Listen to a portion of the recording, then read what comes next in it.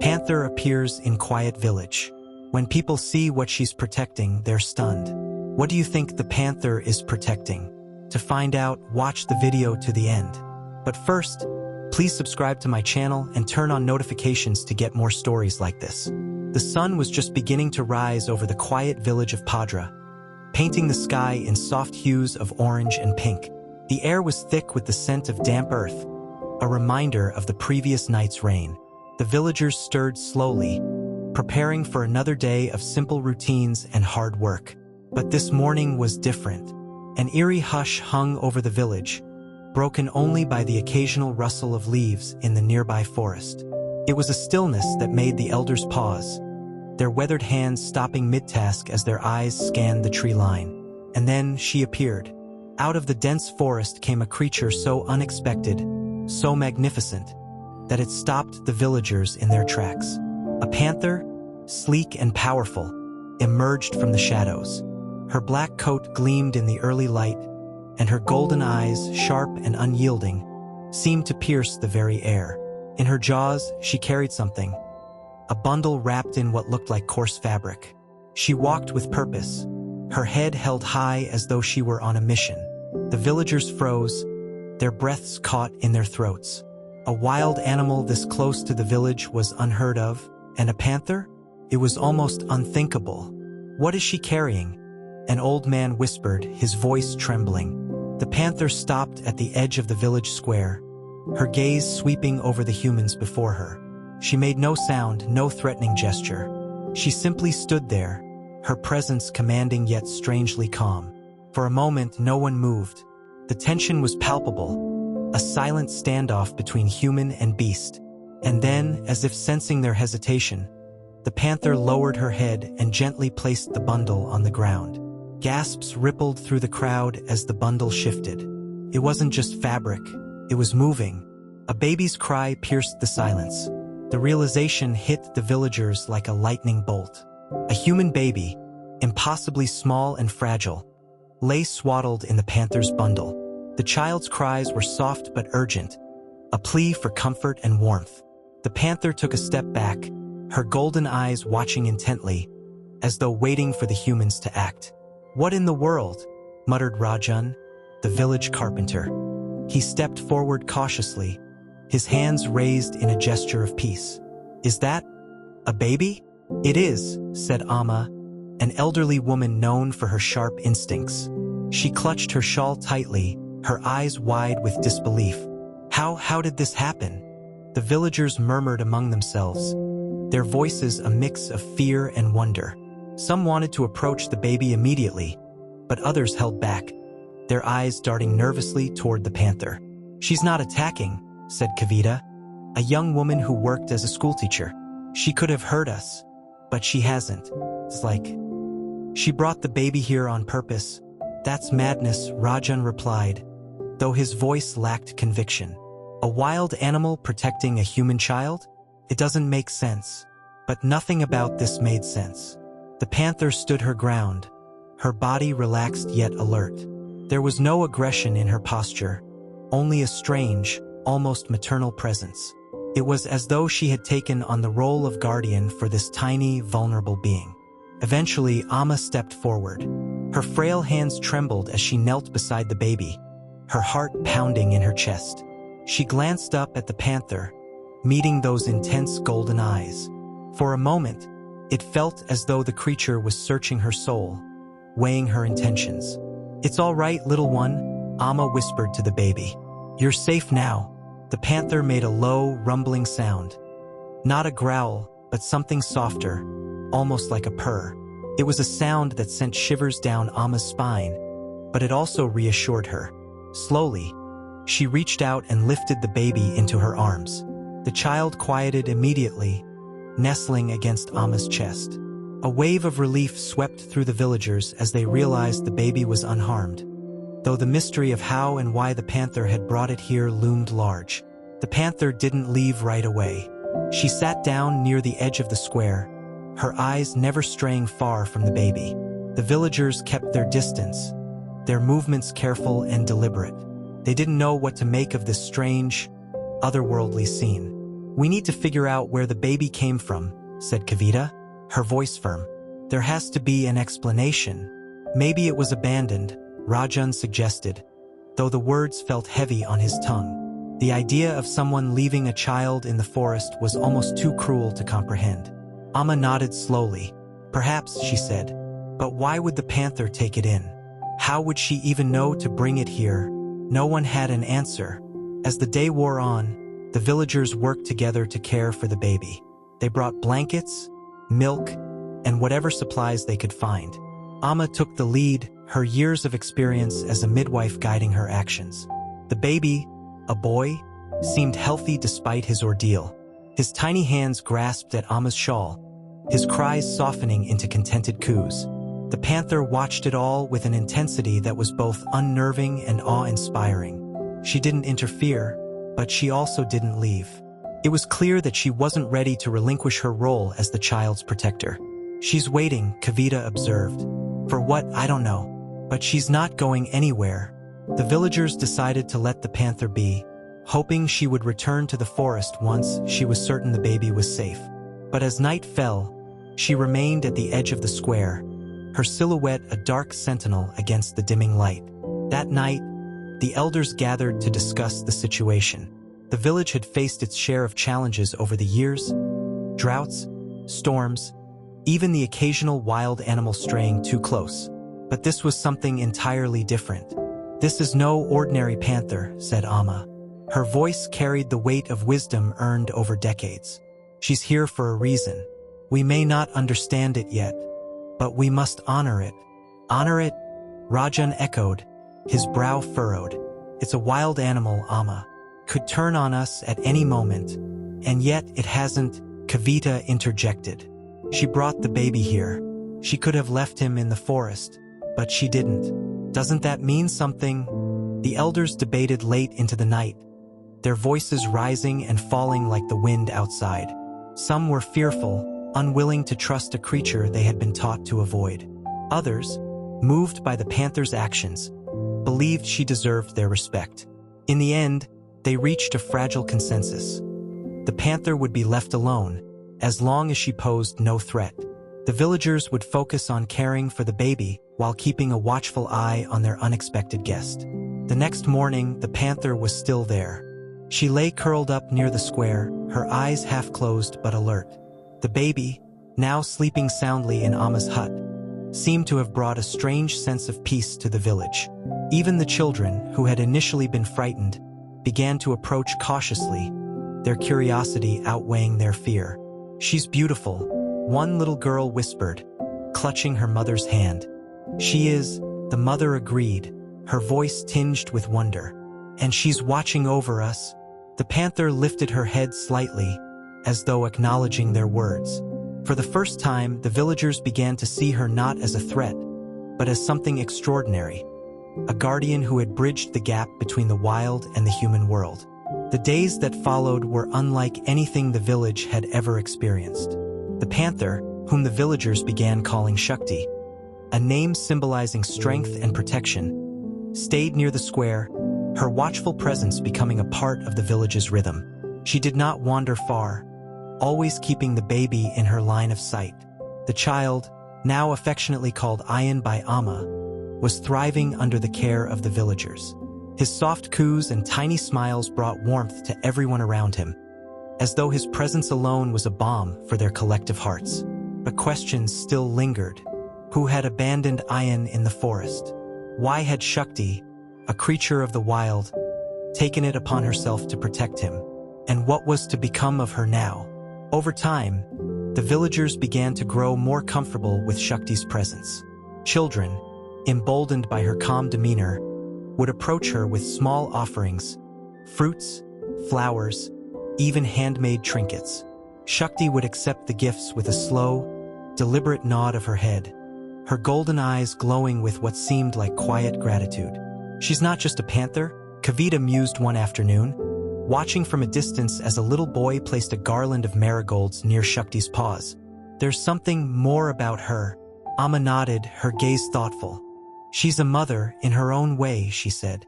Her instincts guided her to protect Ayan when no one else could. Perhaps she's here to remind us of what it means to care for one another. It was a sentiment that resonated deeply with the villagers. Slowly, their fear gave way to admiration, and admiration turned to respect. Shakti was no longer just an animal. She was a symbol of resilience, love, and the interconnectedness of all living beings. One day, a group of villagers ventured into the forest, hoping to uncover the truth about Ayan's origins. Led by Rajan, they followed the path where Shakti had first emerged, their steps careful and deliberate. The dense canopy above cast dappled shadows on the ground, and the air was thick with the earthy scent of moss and leaves. After hours of searching, they came upon a clearing. There, among the underbrush, they found the remnants of what appeared to be a small campsite. Scattered belongings, a tattered blanket, and an empty bottle. The scene was hauntingly silent, as though it had been abandoned in haste. Whoever was here left in a hurry, Rajan observed, his voice low. But why leave a baby behind? Kavita asked, her heart heavy with the thought. Amma, who had accompanied the group, knelt beside the blanket. Her fingers brushed against the fabric, and her expression softened. Desperation, she said quietly. Perhaps they thought they had no choice. Or perhaps they thought the forest would be kinder than the world they fled. It was a sobering realization. The forest, often seen as a place of danger, had become a sanctuary for Ayan, and Shakti had been the one to ensure his survival. Back in the village, the discovery sparked intense discussions. Some argued that they needed to report Ayan's situation to the authorities, while others feared that doing so might bring unwanted attention to their quiet community. We can't keep this to ourselves, Rajan insisted during a meeting in the village square. This child has a right to know where he came from. And what if his family is still out there, searching for him? And what if they're not? Amma countered, her voice steady but firm. What if we're all he has now? Are we prepared to let him go after all we've done for him? The debate grew heated, but amidst the voices of dissent, one truth became clear. Ayan's well-being was their top priority. Whatever decision they made, it had to be in his best interest. Shakti, who had been lying near the edge of the square, lifted her head and let out a soft rumble. The sound was neither threatening nor aggressive. It was a reminder of her presence, her role in Ayan's story. The villagers fell silent, their gazes turning to her. She's right, Kavita said softly. This isn't just about us. It's about what's best for both Ayan and Shakti. We owe it to them to make the right choice. As the weeks passed, the bond between Shakti and the villagers deepened. She began to trust them enough to wander closer to the huts, her movements graceful and unhurried. Children would sit near her, reading aloud or sharing stories, their voices carrying a sense of wonder. Shakti would listen intently, her eyes half closed as though lulled by their innocence. One evening, as the sun dipped below the horizon, Amma sat with Ayan cradled in her arms. Shakti lay nearby, her massive frame casting a shadow over the ground. Amma began to hum a lullaby, her voice soft and soothing. Ayan's tiny hand reached out, grasping at the air as though searching for the source of the melody. Shakti lifted her head, her ears swiveling toward the sound. For a moment, the three of them, human, child, and beast, were connected by something unspoken yet profound.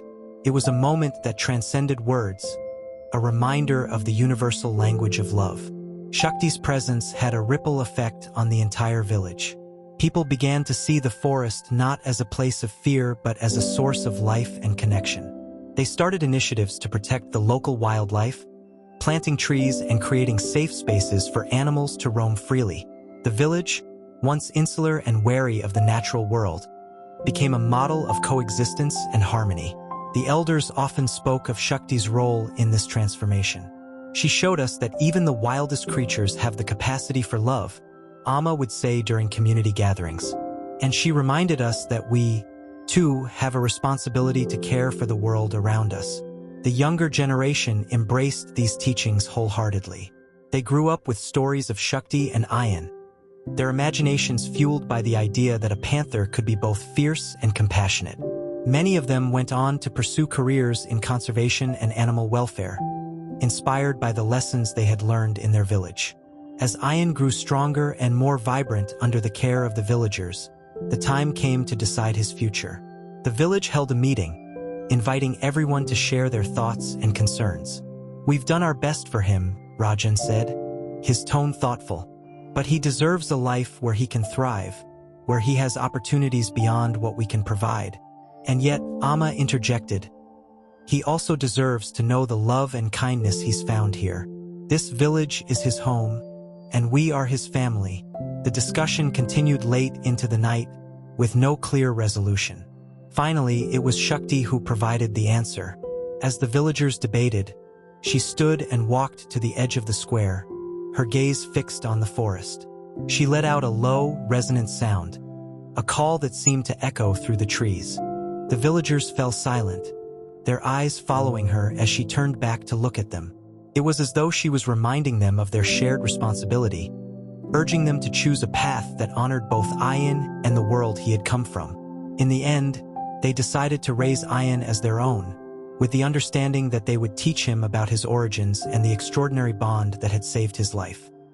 He would grow up knowing the love of his village family, as well as the legacy of the Panther who had brought him to them. The village settled into a new rhythm.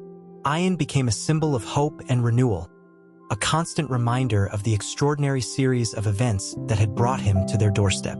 He grew stronger with each passing day, his bright eyes and infectious laughter spreading warmth to everyone who met him.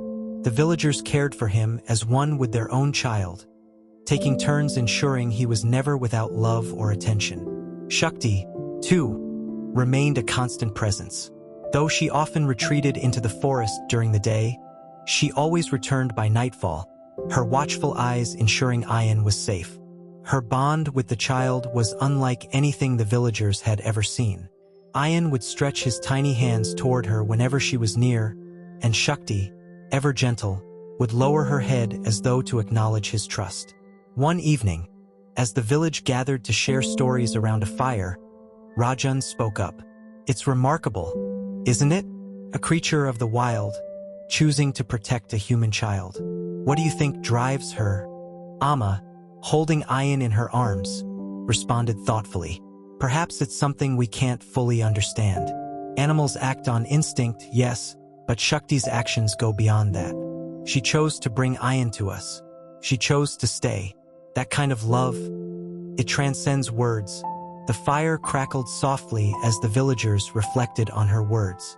They had all seen it, the way Shakti lingered near the huts, the way her eyes softened when she looked at Ayan. It was a love that defied logic, a bond that seemed to bridge the gap between two worlds. As the weeks turned into months, Shakti's presence became an integral part of village life. Children played near her, their laughter echoing through the square. Farmers left offerings of food at the edge of the forest, a gesture of gratitude for the protection she had offered. Even the elders, who had initially been wary of her, began to speak of her with reverence. One day, a traveling storyteller visited the village. He was an older man with a voice that carried the weight of countless tales. When he heard of Shakti and Ayan, he asked to see them for himself. The villagers led him to the square, where Shakti lay in the shade, her sleek black coat gleaming in the sunlight. The storyteller stood in awe. "I have wandered far and wide," he said, his voice filled with wonder. "But never have I seen a bond like this. It is as though the forest itself has chosen to protect this child." He stayed for several days, observing Shakti and listening to the villagers' accounts of her actions. On his final evening, he gathered the community and shared his thoughts. "This story is not just yours," he said. "It is a story for the world. It is a reminder of what we can learn from the wild, of the love and loyalty that exists beyond our understanding." The villagers were deeply moved by his words. They resolved to honor Shakti and Ayan's story, ensuring it would never be forgotten.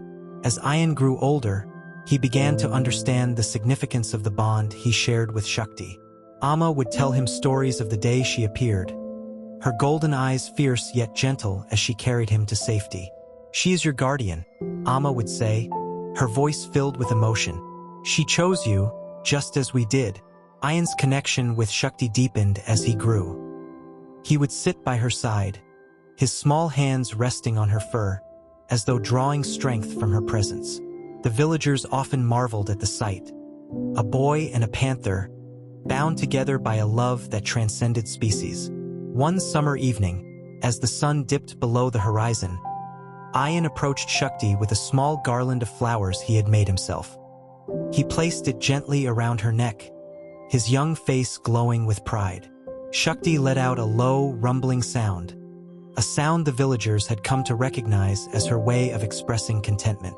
She accepts him, Amma said softly, her eyes brimming with tears. She knows he is hers, and she is his.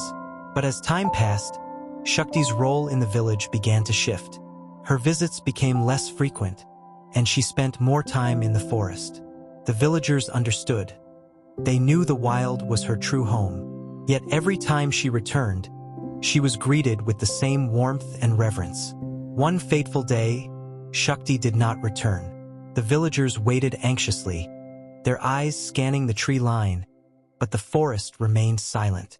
Days turned into weeks, and the realization slowly set in. Shakti had returned to the wild for good. The loss was felt deeply. The village square, once alive with the sight of her graceful form, felt emptier without her. Yet the villagers took comfort in the knowledge that she had left on her own terms, her mission fulfilled. Ayan, now a young boy, was especially affected. He would often sit by the edge of the forest, gazing into the trees as though hoping to catch a glimpse of her. "Do you think she'll come back?" he asked Amma one evening, his voice tinged with sadness. Amma placed a comforting hand on his shoulder. "She's always with you, my child," she said. "In your heart, in your strength, in the love she gave you.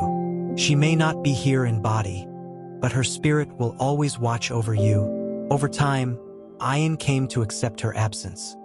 He channeled his longing into action, dedicating himself to the care of the forest that had been Shakti's home. With the help of the villagers, he created a sanctuary, a place where animals could roam freely, protected from harm. It was his way of honoring the guardian who had saved his life. The sanctuary became a beacon of hope, attracting visitors from far and wide. They came to hear the story of Shakti and Ayan, to see the lush forest where their bond had been forged. Ayan, now a young man, would share the tale with anyone who would listen, his voice filled with gratitude and reverence. "Shakti taught me what it means to love without boundaries," he would say. "She showed me that we are all connected, that we all have a role to play in protecting the world around us." As the years passed, Shakti's story became a legend. It was told around campfires, in schools, and in homes, inspiring countless people to see the world through a lens of compassion and unity. And though Shakti was gone, her legacy lived on, in the sanctuary, in the forest, and in the hearts of all who heard her tale. One evening, as Ayan walked through the sanctuary, he paused beneath a towering tree. The air was cool and still, the sounds of the forest humming around him. He looked up at the stars, a quiet smile on his face. "Thank you, Shakti," he whispered, "for everything," and in the gentle rustle of the leaves, he felt her presence, eternal, unwavering, and filled with love. Life in the village gradually adjusted to Shakti's absence, but her memory remained a vital part of its soul. The sanctuary Ayan established became more than just a tribute. It transformed the way the villagers interacted with nature. It wasn't just a forest anymore. It was a place of reverence, care, and understanding. Ayan, now a young leader in the village, became a steward of this sanctuary, ensuring Shakti's legacy was honored in every decision made. The villagers, inspired by Shakti's story, grew closer as a community. They began to rely on each other more, sharing responsibilities and helping one another in ways they hadn't before. Shakti's actions had shown them the power of trust and unity, and they carried those lessons forward. Ayan often shared Shakti's story with the new children born into the village. Sitting around the sanctuary's edge, he would paint vivid pictures with his words, describing the panther's golden eyes, her gentle strength, and the love that had driven her to protect him. Did she ever come back? One child asked him eagerly, her wide eyes filled with wonder. Ayan smiled softly. "Not in the way we hoped," he replied. "But she's here, in the trees, the wind, and the stars above." Shakti never truly left us. The children listened in awe, their imaginations sparked by the idea of a guardian spirit watching over them. For them, Shakti became a symbol of courage and kindness, an emblem of the bond between humans and the natural world. Years later, the sanctuary began attracting the attention of conservationists and researchers. Word of its thriving ecosystem and unique story spread beyond the village, drawing visitors from distant cities and even other countries. Journalists came to document the sanctuary's success, intrigued by the legend of the panther who had bridged the gap between the wild and humanity. Ayan was often interviewed, his eloquence and humility captivating those who met him. He spoke not just about Shakti but also about the lessons she had taught him and the village. She reminded us that love isn't confined by boundaries, he explained in one interview. Whether it's a bond between a human and an animal or between people, love is what connects us all. Shakti's story isn't just about what she did for me. It's about what we can all do for each other. The sanctuary became a symbol of hope in a world often divided. It wasn't just a place for animals. It was a place for people to reconnect with nature and with one another. Schools organized field trips, and families traveled for miles to experience the sanctuary's serenity. Ayan welcomed them all, sharing Shakti's story and encouraging them to see the forest as more than just a collection of trees and animals.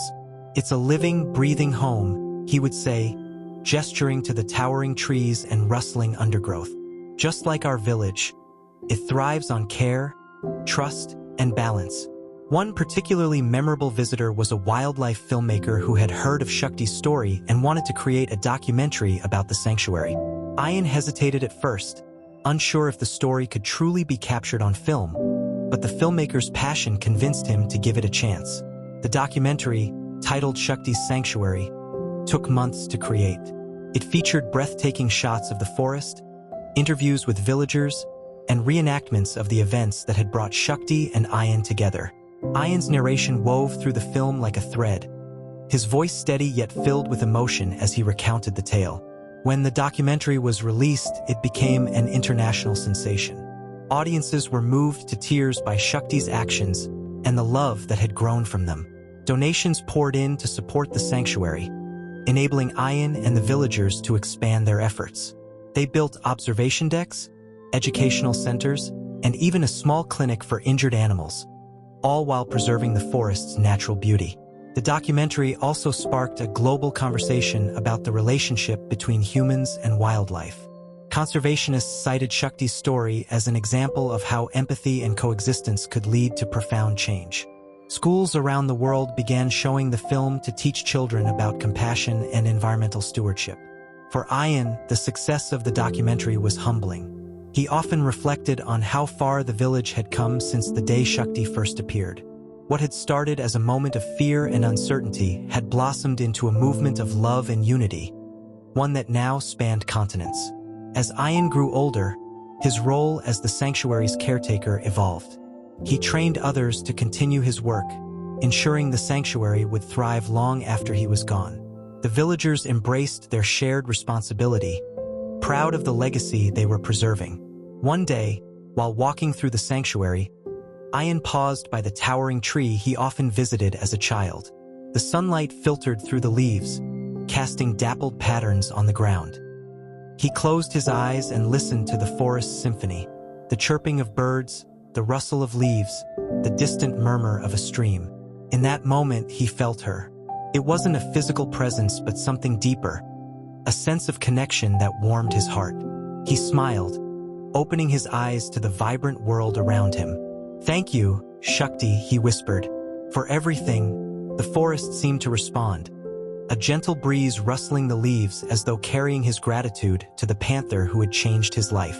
Ayan's story, and by extension Shakti's, became a legend passed down through generations.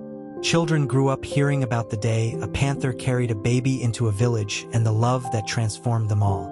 The sanctuary continued to thrive, a living testament to the bond between humans and nature. Decades later, a new plaque was added to the sanctuary's entrance. It read, "In honor of Shakti, guardian of the wild, and Ayan, her chosen child. May their story inspire love, courage, and unity for all who walk these paths."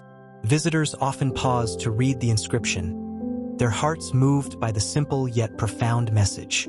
For those who walked the sanctuary's trails, Shakti's presence could still be felt. In the rustling leaves, the dappled sunlight, and the quiet strength of the forest she had once called home. And so, Shakti's legacy endured, a timeless reminder that love knows no boundaries and that even the wildest hearts can teach us what it means to truly care. Over the years, the sanctuary became more than just a refuge for wildlife. It turned into a living storybook, with every tree, trail, and clearing holding a memory of Shakti. Ayan made it his mission to incorporate Shakti's legacy into the sanctuary's ethos. Guided tours were introduced, where visitors could hear not only about Shakti's remarkable act, but also about the interconnectedness of life within the forest. One trail, aptly named Shakti's Path, became a favorite among visitors. It was designed to recreate her journey from the forest to the village, complete with small markers that told her story. Each stop on the trail featured beautifully carved wooden signs etched with descriptions of that part of her journey. The final stop, near the edge of the forest, had a bench facing the sanctuary's expansive treeline, symbolizing where she may have returned to the wild. Families came from far and wide, bringing their children to walk Shakti's path and learn about her story. For many, it became more than just an educational experience. It was a chance to reflect on their own relationships with nature and with each other. One day, Ayan received a letter from a family who had visited the sanctuary. The letter described how their young daughter, inspired by Shakti's story, had started raising funds to help endangered animals. She had organized bake sales and art shows, all in the name of protecting wildlife. Ayan was deeply moved. He wrote back to the family, thanking them for their kindness and sharing his hope that Shakti's story would continue to inspire others to act with compassion and courage. Stories like this reminded him that Shakti's impact extended far beyond the sanctuary. It was a ripple effect, touching lives in ways he couldn't have imagined. Word of the sanctuary's success spread further, and it began attracting not only conservationists and researchers, but also artists, poets, and storytellers. They came to capture the essence of Shakti's tale in their work, creating paintings, songs, and writings that celebrated her legacy. Ayan worked closely with many of them, helping to ensure that their creations stayed true to the spirit of her story. One artist created a massive mural at the entrance of the sanctuary, depicting Shakti's golden eyes watching over the forest. The mural quickly became iconic, drawing even more visitors who wanted to see the sanctuary for themselves. It became a symbol of the sanctuary's mission, to protect and honor the connection between humans and the natural world. As the sanctuary grew, so did the challenges it faced. Deforestation and encroachment from nearby developments began threatening the surrounding forest. Ayan, now a seasoned conservationist, led efforts to push back against these threats. He worked tirelessly to secure legal protections for the sanctuary, rallying support from villagers, local officials, and the global community. His efforts paid off. The sanctuary was declared a protected area, safeguarding it from further harm. This victory was celebrated with a festival in the village, where people gathered to honor Shakti's role in inspiring such a monumental achievement. During the festival, Ayan gave a heartfelt speech. Standing near the mural of Shakti, he addressed the crowd with a mixture of gratitude and determination. "This sanctuary isn't just about protecting wildlife," he said. "It's about preserving the values Shakti taught us: compassion, courage, and the belief that we can make a difference. Together, we've shown that love truly knows no boundaries. Let's continue to honor her legacy by caring for this land and for each other." The crowd erupted into applause, their faces glowing with pride and unity. The festival became an annual tradition, a time for the community to come together and celebrate the sanctuary's achievements while recommitting to its mission. One particularly memorable year, during the festival, an elderly woman approached Ayan.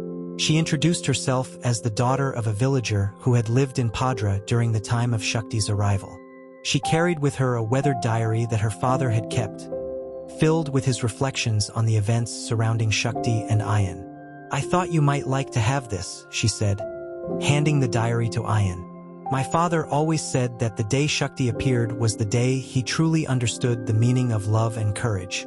Ayan accepted the diary with reverence, spending hours poring over its pages. It was filled with vivid descriptions of Shakti's presence in the village, the debates among the villagers about how to handle the situation, and the awe her actions inspired.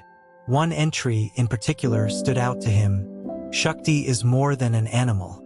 She is a force of nature, a living reminder of what it means to protect those who cannot protect themselves. She has taught us to be better, not just for the child she saved, but for the world we share. The diary became a cherished addition to the sanctuary's growing archive, a tangible piece of history that connected Ayan to the villagers who had first welcomed Shakti. As Ayan entered his later years, he began reflecting more deeply on his own legacy. He had dedicated his life to the sanctuary, but he knew it was time to pass the torch to the next generation. He began mentoring a group of young conservationists, sharing his knowledge and ensuring they were prepared to continue his work. One of these men's, a bright and passionate woman named Mira, stood out for her dedication and creativity. She shared Ayan's vision for the sanctuary and brought fresh ideas to its management. Under her leadership, the sanctuary expanded its educational programs, reaching even more people with Shakti's story. Ayan watched with pride as Mira and her team carried the sanctuary into the future. Though he no longer played an active role, he remained a beloved figure in the community, often visiting the sanctuary to walk Shakti's path and share stories with visitors. One quiet evening, Ayan found himself sitting beneath the same towering tree where he had so often reflected on Shakti's legacy. The forest around him was alive with the sounds of crickets and rustling leaves, a gentle reminder of the life it nurtured. He closed his eyes and let his mind drift back to the day Shakti first appeared. He could still see her golden eyes, still feel the warmth of her presence. Though decades had passed, her spirit felt as close as ever. "Thank you, Shakti," he whispered, his voice barely audible, "for everything you've given me, and for everything you've given the world." The breeze seemed to carry his words into the forest, as if delivering them to the guardian who had once saved his life. And for a moment, as the wind brushed against his skin, Ayan could almost feel her there beside him, a silent yet unwavering presence. He smiled, his heart full. Shakti's story was not just his to tell. It belonged to everyone who had been touched by her actions, everyone who had learned from her love. It was a story that would never end, carried forward by those who believed in the power of connection and compassion. And so, as the stars began to twinkle in the night sky, Ayan sat beneath the tree, content in the knowledge that Shakti's legacy would live on forever.